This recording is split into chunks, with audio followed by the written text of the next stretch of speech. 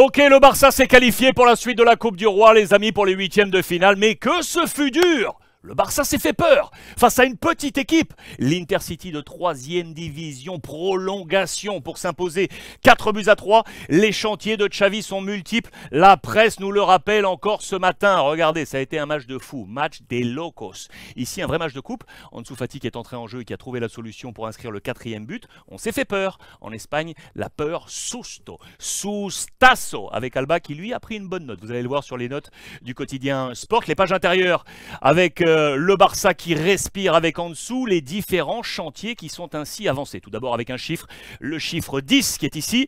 Le Barça a commis 10 fautes, 3 de plus que l'adversaire l'Intercity. Le chantier offensif, on en parle ensemble depuis maintenant plusieurs jours. Ok, le Barça a mis 4 buts, mais énormément d'occasions. On aurait dû tuer le match avant le terme de ces 90 minutes. On va mettre un signe positif, c'est que le Barça s'est qualifié. Il y a un côté force mentale trouvé dans ce match et dans cette qualification. Il faut souligner ces forces, ces côtés positifs du Barça. Mais en conférence de presse, vous le voyez, Xavi a été clair. Nous sommes compliqués la vie. Nous sommes compliqués la vie. Nous sommes responsables. Le Barça avance, ok, en 8e, mais le jeu préoccupe. Le jeu préoccupe. On commence à voir apparaître un peu partout, comme ici avec ce petit édito, une interrogation sur le poste numéro 10. Qui mène le jeu au Barça? Qui mène ce jeu au Barça? Là, on s'interroge et j'ai quelques éléments à vous avancer. Je vous parle encore du chantier défensif parce que regardez, desconcierto en defensa. Pourtant, Xavi avait fait une sorte d'alliage entre l'expérience et la jeunesse. Ça semblait fonctionner, mais vous allez comprendre avec les notes qu'il y a eu du plus, il y a eu du moins. On revient sur ce 11 de départ. Alors, Iñaki Peña était dans les buts à la place de Ter Stegen. On est en match de coupe. La défense, les latéraux, il y avait du Jordi Alba qui a été bon, je vous l'ai dit. Il a pris un bon 6. De l'autre côté, Bellerin, ça faisait quasiment deux mois qu'il n'avait pas rejoué. Il a joué avec une sorte de nervosité. Voilà pourquoi il prend ce 4 sur 10. Charnière centrale, 7 sur 10 pour Araujo. C'était son grand retour. Il marque, il a été omniprésent dans cette défense. Koundé, c'est marqué dubitatif. Il y a eu une bonne mi-temps. Une mi-temps moins bonne. Voilà pourquoi on est mi-figue, mi-raisin. Avec ce 5 juste devant, il y avait le directeur, comme on l'appelle, le papa, Busquets, qui a pris un 6 à ses côtés sur le plan défensif, note moyenne, un 5 pour Kessié. Et ensuite, on vient à cette organisation offensive. Qui pour mener le jeu? Ça, j'aime bien. Pablo Torre a pris un 6. On l'a appelé le jugón, jugar en espagnol, celui qui peut amener le jeu. Il a été bon, je vous le rappelle, c'est un joueur qui avait été chopé au Racing Santander. Un petit joueur, le Real le voulait également. Le Barça avait finalement remporté la bataille.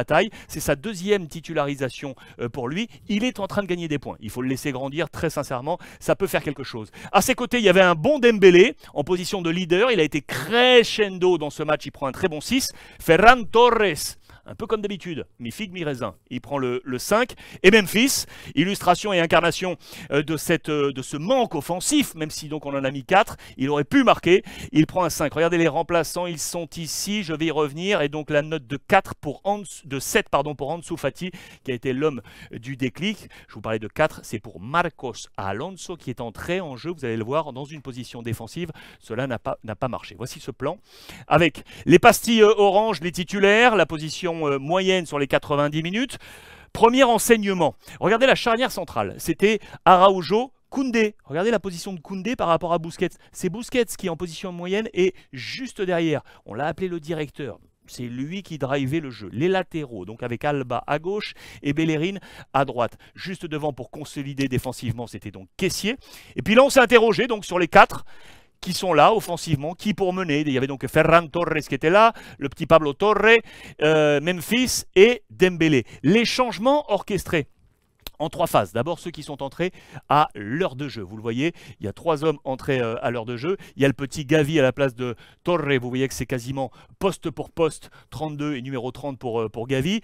Araujo qui a été remplacé en défense par Eric Garcia à la 60e minute. C'est poste pour poste, vous êtes d'accord? Et puis à l'heure de jeu également, Rafinha à la place de Ferran. Rafinha est monté un peu plus haut et un poil sur le flanc droit car vous le voyez, le jeu a largement été articulé sur ce côté Notez-la, l'ami Xavi a fait entrer Rafinha pour élargir un petit peu et ouvrir sur ce poste. Ça, c'était les 3 changements à l'heure de jeu. Ensuite, il y a eu Memphis Depay qui est sorti pour laisser entrer Ansu Fati, qui a été donc l'homme déclencheur ici, position axiale offensive, vous le voyez. Bellerin, remplacé par Alonso à la 83e minute, qui est venu se positionner ici comme un 3e défenseur central. Lui, pas bonne note de son côté. Et puis enfin, le dernier changement, c'est Alejandro Balde qui est entré à la 105e minute.